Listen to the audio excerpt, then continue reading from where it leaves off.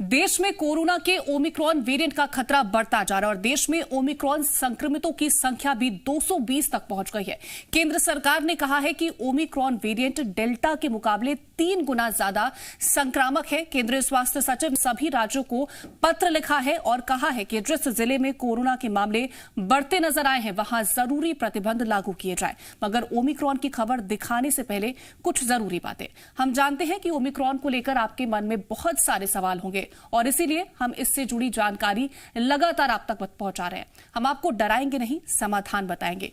Corona के इस नए वेरिएंट के लक्षण क्या है, आपको क्या करना है, क्या नहीं करना है, ये सब कुछ हम आपसे शेयर कर रहे हैं, क्योंकि हम सिर्फ ओमिक्रॉन की खबर के जरिए सनसनी बिल्कुल नहीं फैलाएंगे। हम आपको जानकारी देकर आपको सजग करेंगे और हम मिलकर इस लड़ाई को निडर होकर लड़ेंगे और जीतेंगे।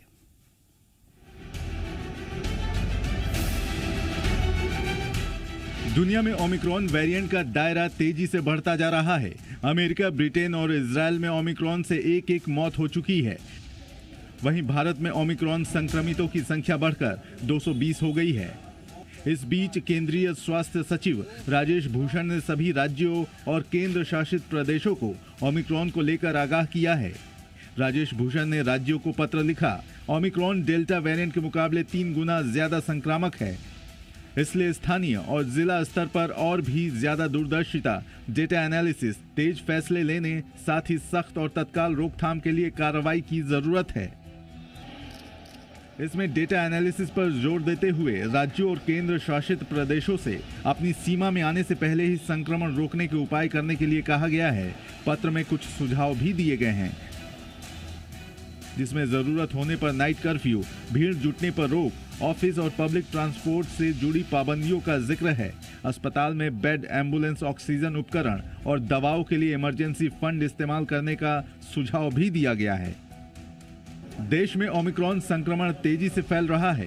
मंगलवार की शाम ओमिक्रॉन मरीजों की संख्या बढ़कर 220 पहुंच गई है, जो सोमवार तक 174 थी। सरकार की राज्यों को चेतावनी से पहले ही एक्सपर्ट ये अनुमान लगा रहे हैं कि ओमिक्रॉन भारत में तीसरी लहर की वजह बन सकता है। इसके लिए सरकारें भी खुद को तैयार करती हुई दिखाई दे रही हैं। ब्यूरो रिपोर्ट, जी मीडिया। ओमिक्रॉन को लेकर केंद्र सरकार ने राज्य को अलर्ट जारी किया और इस अलर्ट में राज्यों से जरूरत पड़ने पर नाइट कर्फ्यू और सख्ती बढ़ाने के निर्देश दिए गए। वहीं सार्वजनिक आयोजनों को सीमित करने के निर्देश भी दिए गए। ऐसा माना जा रहा है कि केंद्र के अलर्ट के बाद प्रदेश सरकार सख्त हो सकती है। बता दें कि देश भर में ओमिक्रॉन के मामले लगातार बढ़ रहे हैं और इसी को देखते हुए ये अलर्ट जारी किया गया है। अब बात अगर मध्य प्रदेश और छत्तीसगढ़ में कोरोना की करें तो मध्य प्रदेश में कोरोना के 23 मरीज मिले हैं, जिसमें भोपाल में सबसे ज्यादा 10 संक्रमित मिले। इंदौर में कोरोना के 9 नए मामले निकल के सामने आए और इस दौरान 19 मरीज ठीक होकर के अपने घर लौटे हैं। प्रदेश में फिलहाल 187 मरीजों का इलाज चल रहा है। वहीं पॉजिटिविटी दर 0.04% है।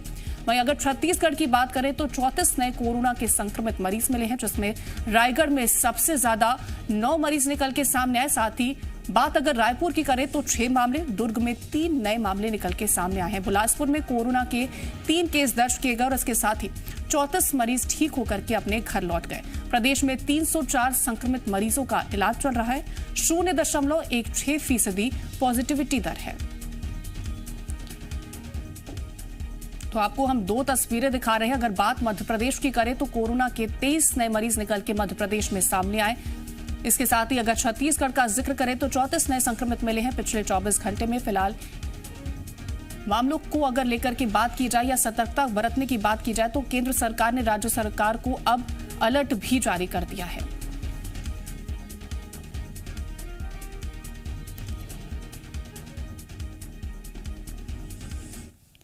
तो तमाम जानकारियों के साथ हमारे संवाददाता भोपाल से प्रमोद जुड़ रहे हैं और रायपुर से हमारी संवाददाता रजनी जुड़ रही है।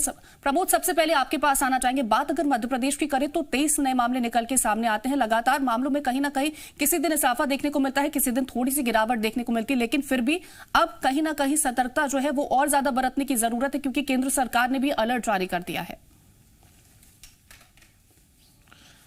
देखिए, दरकार तो है और दरकार इतनी ज़्यादा है कि मध्य प्रदेश में यदि हम बात करें तो संदिग्ध ओमिक्रॉन के मामले भी मिले हैं। इंदौर से कल ही 2 सैंपल भेजे गए दिल्ली में जांच के लिए। लेकिन विडंबना ये है कि मध्य प्रदेश में जीनोम सीक्वेंसिंग की जो मशीन है वो अब तक चालू नहीं हुई है।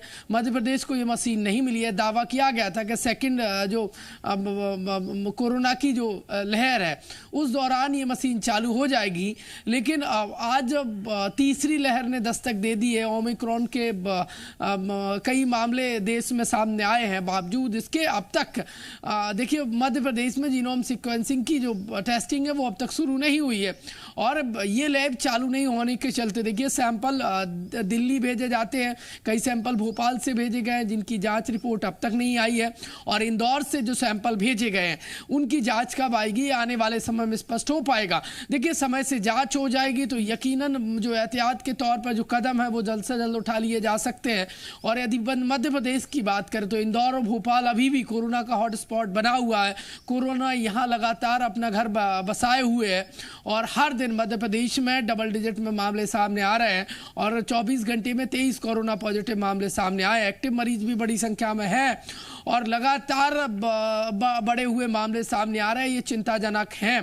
देखिए, सीएम शिवराज सिंह चौहान लगातार लोगों को जागरूक कर रहे हैं, उनसे बातचीत भी करते हैं और एक ही उनका निवेदन है, सबसे एक ही आग्रह है कि मास्क पहनिए, सोशल डिस्टेंसिंग का पालन करिए, कोरोना से बचने के लिए जो तमाम जरूरी हैं वो सावधानियां बरतिए। लेकिन लोग बावजूद इसके बाजार से जो तस्वीरें निकलकर सामने आ रही हैं वो ये है कि लोग को अपने आप के साथ साथ अपने परिवारजनों और प्रदेशवासियों की जान जोखिम में डाल रहे हैं, क्योंकि वो मास्क पहनने को लेकर लापरवाही बरत रहे हैं और यही लापरवाही भारी पड़ रही है और मध्य प्रदेश में बढ़े हुए कोरोना के मामले सामने आ रहे हैं। देखिए, कई जगह पर जहां पर ज्यादा कोरोना पॉजिटिव मामले सामने आ रहे हैं वहां पर प्रशासन छोटे छोटे कंटेनमेंट जोन बना रहा है। लेकिन गौर करने वाली बात तो ये है कि भोपाल और इंदौर में बड़ी संख्या में लोग भोपाल और इंदौर में बड़ी संख्या में मामले निकल के सामने आ रहे हैं। रजनी, आपके पास आना चाहिए। बात अगर करें मामलों को लेकर के तो कल जिस तरह से कहीं ना कहीं कमी देखने को मिली थी मामलों में, लेकिन आज एक बार फिर से मामलों में इजाफा देखने को मिला है।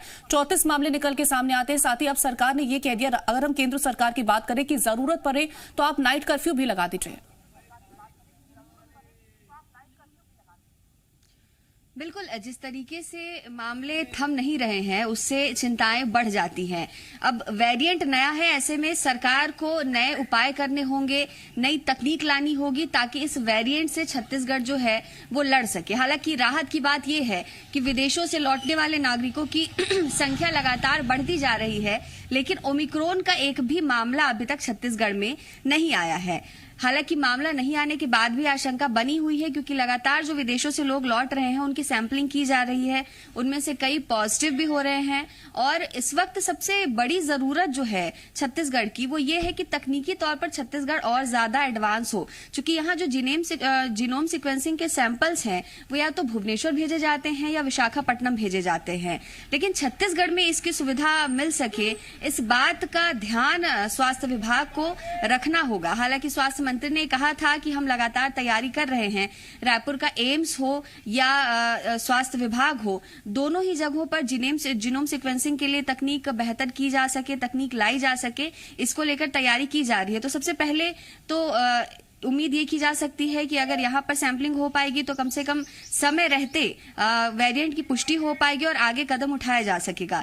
दूसरी तैयारी वैक्सीनेशन को लेकर है, क्योंकि छत्तीसगढ़ में इस वक्त वैक्सीनेशन का जो आंकड़ा है वो 3 करोड़ के पार पहुंच चुका है और ये एक राहत वाली बात है, लेकिन दूसरी डोज लोग लगवाने के लिए आगे नहीं आ रहे हैं और ये सरकार के लिए अभी चुनौती बनी हुई है। तो इसको लेकर तैयारियां की जा रही हैं। बिल्कुल, तो सरकार के समक्ष चुनौती बड़ी है, क्योंकि लोगों को समझाना बेहद जरूरी बन जाता है। लोगों में जिस तरह की जागरूकता नहीं देखने को मिल रही है, बहुत ज्यादा इंपॉर्टेंट बन जाता है कि लोग जागरूक हो जाए। फिलहाल आप दोनों का हमारे साथ जुड़ने के लिए, तमाम जानकारी हम तक पहुंचाने के लिए बहुत शुक्रिया। वहीं मध्य प्रदेश 100% वैक्सीनेशन की दिशा में तेजी से आगे बढ़ रहा है और प्रदेश में आज फिर टीकाकरण महाअभियान चलाया जाएगा। मध्य प्रदेश में 95% आबादी को वैक्सीन की पहली डोज और 85% आबादी को दोनों डोज लग चुकी हैं। जिला प्रशासन और स्वास्थ्य विभाग ऐसे लोगों को प्राथमिकता के आधार पर वैक्सीन लगा रहा है जिन्होंने किसी वजह से अब तक वैक्सीन नहीं लगवाई है। आपको बता दें कि मध्य प्रदेश में 25 दिसंबर तक 100% वैक्सीनेशन का टारगेट रखा गया है।